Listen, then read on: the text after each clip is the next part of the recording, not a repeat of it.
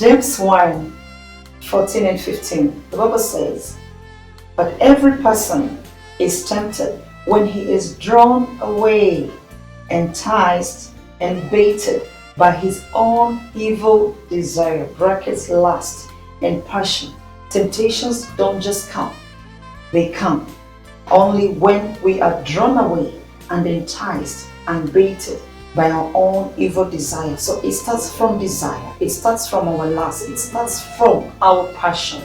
That is why none of us should ever say, God is tempting me, or this woman tempted me, or this man tempted me. Nobody tempts the other. Every temptation has its source from our evil desire. Verse 15, then the evil desire, when it has conceived, it means it gets a place, it conceives, like it gets pregnant.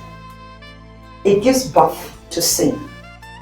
After sin, when it is fully matured, sin matures, it brings forth death. Why are we living sexually loose lives?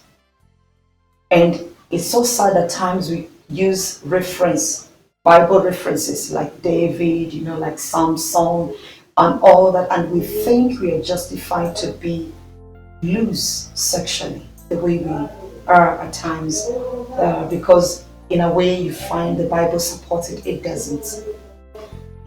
Daniel, Shadrach, Meshach, Abednego, these three Hebrew guys, they were in a strange land. They were tempted, but their temptation was so different. It wasn't sexual. Jesus Christ himself wasn't tempted sexually when he wasn't afraid of sitting with the Samaritan woman at the well.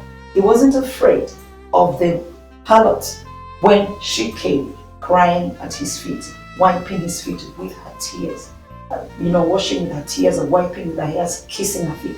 He never felt drawn sexually to this woman. There are many, many more examples in the Bible that we can choose to take a clue from, to learn from.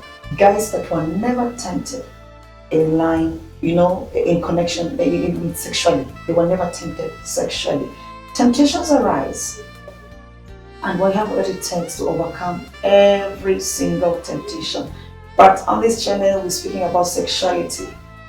So for me, I'm just rolling away this idea of I was tempted. The woman came to me dressed funnily, like maybe whatever you're watching and all that. Anyway, actually, sometimes we are tempted because we had that desire, the evil lust, because it's only the evil lust that will lead you to a porn channel site, to a program that it doesn't glorify God, it doesn't edify you.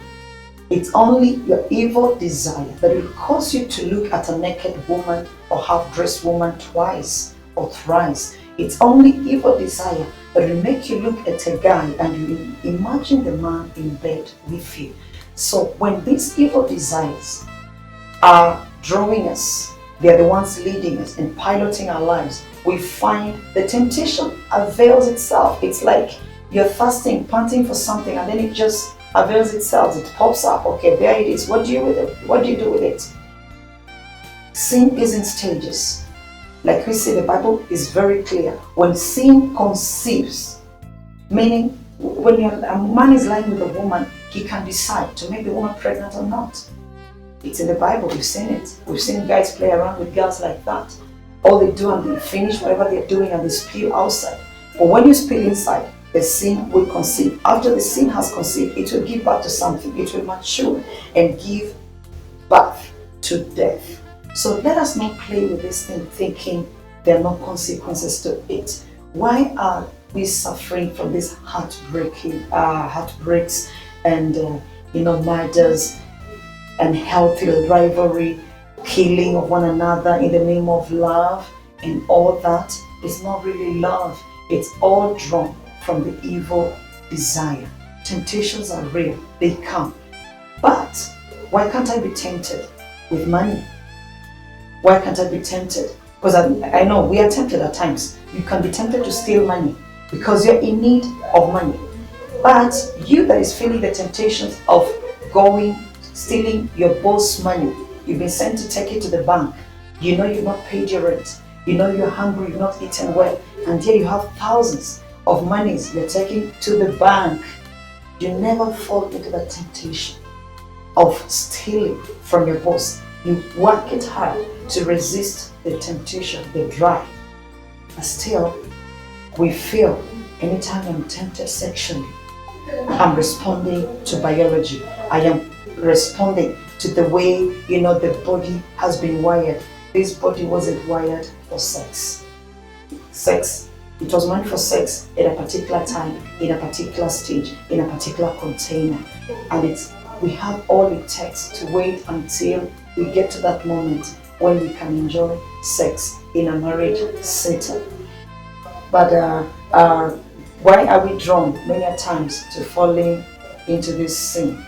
Like I said, it's because of sometimes what we watch. Because sometimes when we entertain ourselves with soaps, I'm not against it, but how does it stop these soaps you keep on watching or following series? How does it help you? How is it building you? All it has built in you, it has made you to think, to feel that in a relationship, that betrayal, that murder, envy, jealous, sexual promiscuity, lying and cheating on your partner, all these stops have made you think these are the ingredients of marriage. These are the ingredients of love. It's not, it's a lie. We want to know what love means. Let us go back to the drawing board, the Bible. The author of love, the author of sex, has the answers to our sexual struggle. Let Jesus be your example. If David hasn't served as a good example to you, Jesus can be a good example. If Samson hasn't served as a good example to you, Joseph can be your example. He resisted. He ran away from the hands of Potiphar's wife. Nobody was there. This woman was rich. She was going to give Joseph rest from all his troubles. But he ran. Like Joseph did, you and I have what it takes to run away from this sexual sin. Purity is powerful. Purity is beautiful. Purity is strength. Let us all endeavor to pursue it. God bless you.